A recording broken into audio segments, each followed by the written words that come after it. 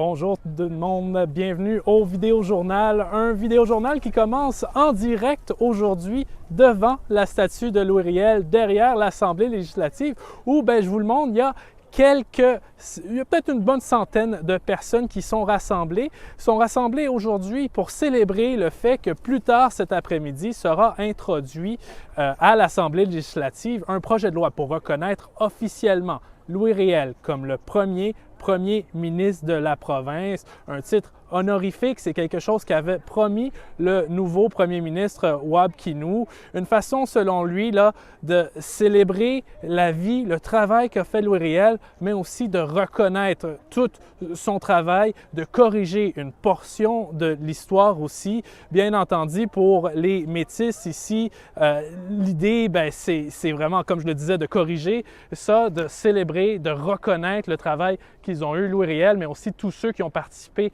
à la création du Manitoba. Plus tard, là, quand ça va commencer, il va y avoir des célébrations, une gigue, des prières. L'idée, là, c'est vraiment de célébrer ce moment historique-là qui, comme je le disais, vient corriger un peu l'histoire du Manitoba et qui sert aussi à avancer selon la province, avancer avec plus de réconciliation, avancer aussi en collaboration avec les Métis, les Autochtones de la province.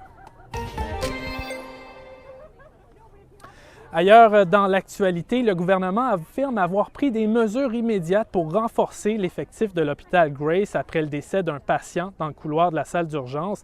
La victime est décédée samedi matin après avoir attendu 33 heures avant d'être admise.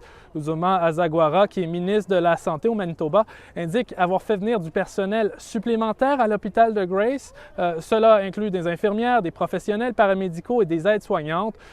D'autres mesures pour faire face à la pénurie de personnel seront aussi annoncées au cours des prochains jours selon le gouvernement.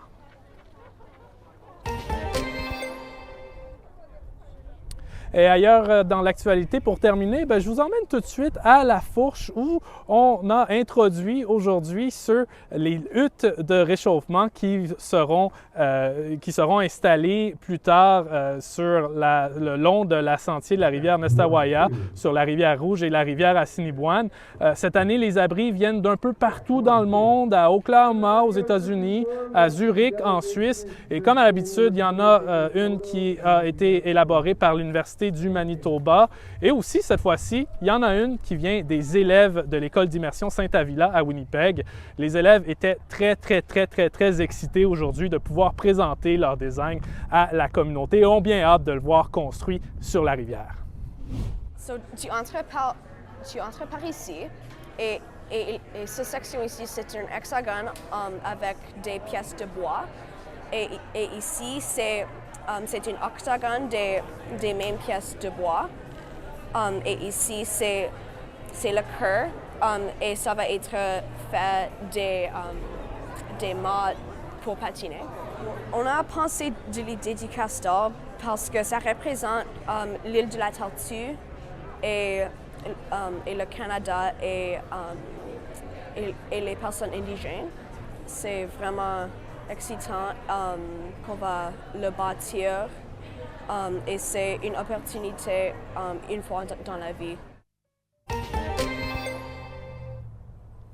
Voilà, donc je vous le montre, là, la rivière n'est pas encore gelée. Ça va se faire, les huttes devraient être installées plus tard en janvier quand la température le permettra. Et moi, je vous retrouve demain pour un autre vidéojournal. D'ici là, si vous voulez plus d'informations, je vous invite sur l'application Info de Radio-Canada. Je vous souhaite une merveilleuse journée. À la prochaine.